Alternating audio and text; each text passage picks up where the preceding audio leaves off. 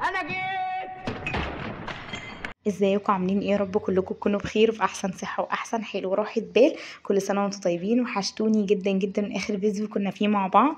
تعالوا بقى النهارده اوريكم الفيديو جديد كده، وان شاء الله فيديو يعجبكم. بصوا مدياكم وصفات حلوه وميكس كده بين عندي وعند ماما. تعالوا بقى الاول كده نصلي على النبي، اللهم صل وسلم وبارك على سيدنا محمد وعلى اله وصحبه وسلم. لو انت اول مره بقى بتشوفي قناتي، انا اسراء ودي قناتي ان شاء الله تعجبك. عايزاكي كده تاخدي جوله في القناه، وما تنسيش بقى اختك باللايك حلو وتعليق حلو منك. ويلا بقى صلوا على النبي كده في التعليقات، وتعالوا بقى نبدا الفيديو بتاعنا ان شاء الله باذن الله يعجبكم كده، وتاخدوا منه افكار حلوه، افكار اقتصاديه وافكار حلوه كده شغاله العزومات وشغاله رمضان وغير رمضان، يعني افكار حلوه كده. تعالوا اول حاجه كده، انا اليوم ده بصوا كنت مدعوكه بمعنى الكلمه. اليوم ده كنت هجيب ابن اختي وارجع على مدرسة ولادي، اجيب ولادي من المدرسة. طبعا احنا اليومين دول بننزل عشان عندنا امتحانات بقى وانتوا عارفين بقى اليومين دول يعني رخمين قد ايه لينا كلنا. تمام. قلت ايه، قلت اطلع اعمل اي فطار كده عندي وخلاص، يعني اسهل حاجه كده اختار واعملها. ماما قالت لي خلاص بقى اقعدي افطري هنا النهارده معانا وخلاص. فقعدت بقى بصراحه، قلت بقى اديكوا فكره كده الوصفه الحلوه دي. طبعا ده تولي عملته قبل كده وعملته معاكم في طاجن ومن غير طاجن، بس انا المره دي مش هعمله في طاجن. انا المره دي هعمله كده كله ببعضه في الحله ونغرف على طول زيه زي الطبيخ كده بالظبط. طيب انا بحط بقى فيه ايه، بحط بتنجان، وبحب اكتر كده البتنجان عشان بصراحه بيبقى طعمه زي العسل فيه بجد والله. البتنجان بيبقى حلو قوي قوي فيه، فانا بحبه قوي قوي بصراحه فيه. انا اكتر واحده اصلا في البيت عند ماما بحب البتنجان قوي، يعني يمكن اكتر من اللحمه اللي بتبقى في التولي. تمام. وكمان احط بسله بجزر وكوسه بطاطسايه كده وشويه فاصوليا صغيرين، مش بحب اكتر الفاصوليا قوي. واللحمه كده بقطعها صغير زي لحمه كباب الحله الصغيره، فاهمني؟ مش التولي ما بتبقاش اللحمه فيه كبيره، بتبقى اللحمه فيه كده صغيره عشان يبقى شكلها حلو على قد اللقمه كده. تبقى شكلها كده لطيف. ده كيلو من اللحمه. تمام. قلت بقى الاول هنزل كده بصلايه اشوحها في معلقه سمنه بلدي كده حلوه، اشوحها حلو قوي. اول ما تاخد لون حلو هنزل عليها اللحمه. المفروض الاول بنسوي اللحمه حلو قوي، وبعدين بقى بنحط عليها الخضار ونشوحه حلو. فانا هسوي اللحمه الاول، بنعملها معامله كباب الحله بالظبط. واللحمه مش هتاخد سوا مني، ما شاء الله قطعيه اللحمه دي اللهم بارك جميله جدا. القطعيه دي ماما كانت جايباها بعد اللحمه بتاعتي اللي انا صورتها لكم. بعدها بيوم او يومين يعني مش فاكره، بس من نفس الجزار. فالقطعيه حلوه جدا جدا بصراحه، مدينا قطعيه سواء انا ولا ماما. انا عملت عندي طبعا كذا طبخه. في حاجات صورتها لكم بصراحه، وفي ايام ما صورتش فيها لان بجد الفتره دي ضغط عليا قوي قوي. انا مرهقه جدا وتعبانه والحمد لله بختار اليومين دول كمان اسهل حاجه ممكن اعملها في الاكل عشان الامتحانات اللي عندنا والمذاكره. بصوا اللحمه كده خلاص دخلت في السوا. انا كنت بزودها كل شويه ربع كوبايه ميه عشان تستوي، وبصراحه ما غابتش بقى لان اللحمه طريه واللحمه متقطعه صغير، فمساعداني جدا بصراحه ان هي ما تاخدش وقت. كمان كنت جايبه بقى ترشي كده، كنت جايبه ليا كمان بس شايلاه هفضيه معاكم لما اطلع البيت. وكنت جايبه لماما ده كده ب20 جنيه. ما شاء الله بقى بصل وجزر ولفت واللي انت بتقولي له عليه بيحطه، يعني لو انت عايزه بس فلفل بس يحط لك، عايزه بصل بس يحط لك. انا بصراحه بقول له مشكل، اوقات بقول له بصل بس وكتر البصل عشان يعني عشان احنا بنحب البصل شويه. بصوا بقى نزلت الخضار اتشوح كده مع اللحمه بتاعتنا، وخد بقى طعمها الحلو. البهارات بقى اللي انا حطيتها عشان ما انساش، حطيت كباب صيني بدل جوزة الطيب. يعني انا كنت بحط زمان جوزة الطيب بس استبدلتها دلوقتي بكبابة صيني، عشان يعني ناس قالت لي انها حرام والقليل منها برضو بيسكر والكلام اللي احنا عارفينه ده. تمام. وان هي حرام، يعني طالما حرام شكرا مفيش كلام فيها. حطيت شويه كبابه صيني مطحونين، شويه بهارات ملح وشويه فلفل اسود وشويه بابريكا صغيرين، ومكست بقى كل الكلام الحلو ده ببعضه البهارات دي كلها ونزلتها، بس ما حطيتهاش كلها.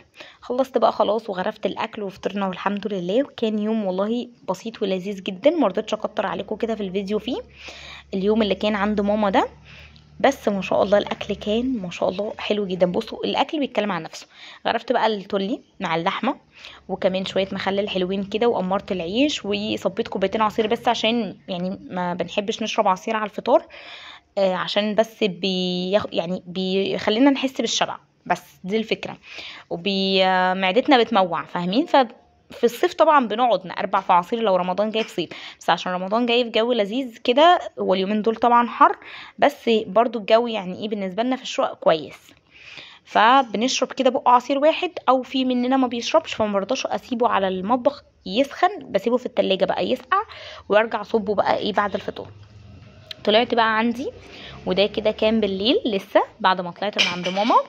وقلت بقى كان عندي طبعا شويه مخلل في الحله كده ديت، قلت بقى ازود عليهم بقيه المخلل اللي انا كنت جايباه. انا جايبه ليا ب15، كنت جايبه لماما ب20 وده ب15، برضو جبته مشكل. بصوا طبعا انتي بتقولي للراجل عايزه دقه بيحطلك، مش عايزه مش عايزه المخلل بتاعك مشطشط ما بيحطش. تمام. بس فضيته بقى، بصوا ما شاء الله بقى، يعني قرنبيط ولفت وجزر وكل حاجه كل حاجه في المخلل، ما شاء الله طعمه جميل جدا جدا. خلصت بقى كده خلاص.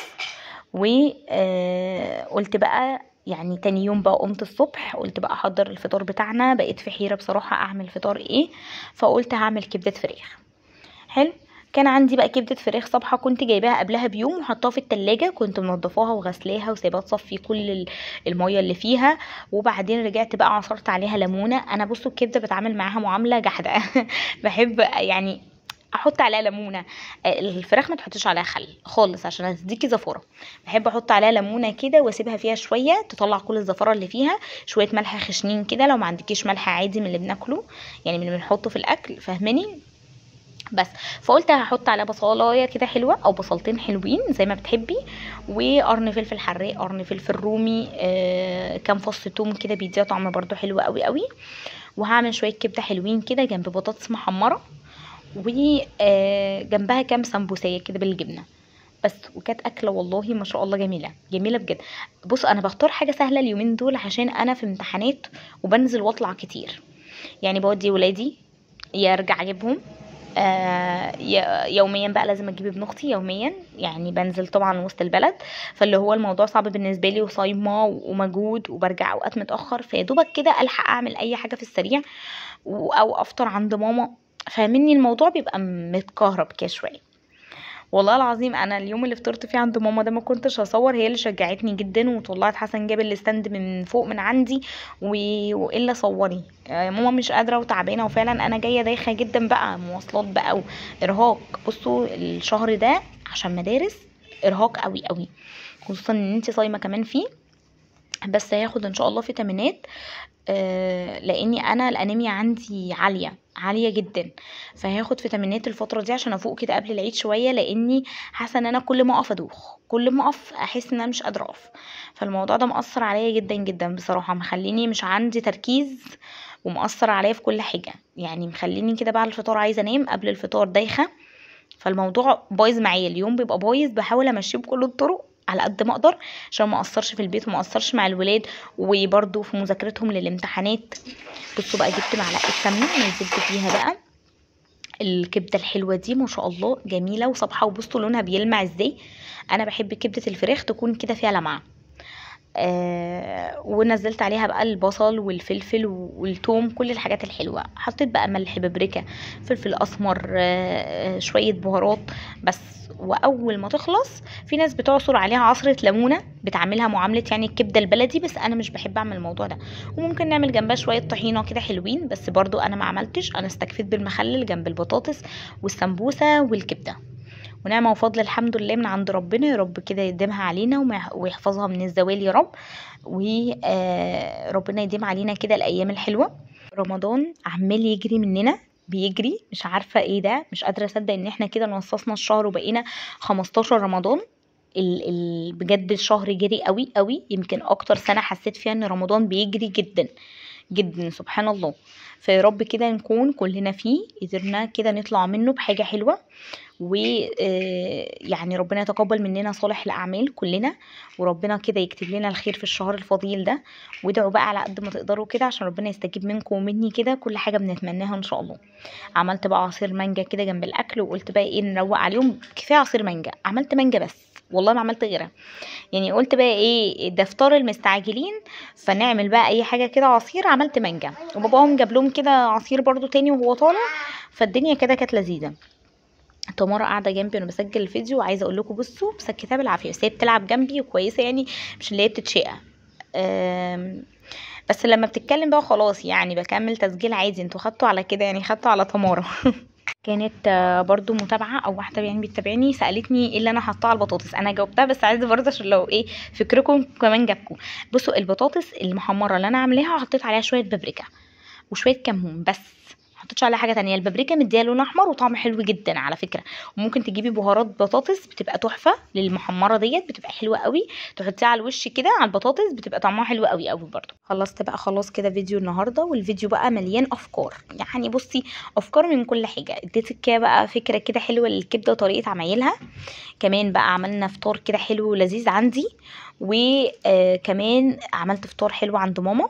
الفول كمان اللي هو الحراتي او الاخضر ده اللي انا كنت جايباه، ده متبقي شويه من الولاد، يعني هم قعدوا ياكلوا فيه بقى شويه دول، قلت بقى اسلقهم. انا بحبه مسلوق جدا جدا بصراحه، بحبه مسلوق كده عليه فص توم، بيبقى حلو قوي قوي. عملته معاكم زمان قوي بس ممكن نعمله اليومين دول تاني. كان عندي بقى شويه فراوله كده، قلت بقى خلاص يعني بقى لهم يومين في التلاجة في العلبة دي. قلت بقى لا، يعني انا جايباهم شاريهم كده في العلبة ديت زي ما هما كده. كان الطبق على بعضه مش فاكره والله وزنه، بس هو كان عامل 28 جنيه او حاجه زي كده، بس انا مش فاكره وزنه، او اعتقد كيلو بقى، يعني بما انه ايه 28 جنيه يبقى كيلو. قطعت بقى الفراوله وغسلتها حلو قوي، وقلت بقى ما سيبهاش بقى اكتر من كده في القمع عشان ما تبص برضو او انساها او حاجه. برضو طول ما احنا قاعدين كده ايدينا في التلاجة نطلع الحاجة البايظة نرميها، ننضف التلاجة، نخلي كده تلاجتنا كده متروق عليها على طول طول الوقت. هتحس براحة وانتعاش كده في نفسك ان انت الدنيا رايقة من حواليك. ختمت بقى اليوم بكوبايه نسكافيه حلوه كده زيكم. وده كان فيديو النهارده، يا رب الفيديو كده يكون عجبكم. ما تنسيش اختك بقى بلايك حلو وتعليق منك جميل كده يشجعني. ولو انت بقى بتشوفي قناتي لاول مره، عايزاكي كده تاخدي الجوله في القناه وان شاء الله تعجبك. كل سنه وانتم طيبين، رمضان كريم عليكم، هتوحشوني، باي باي.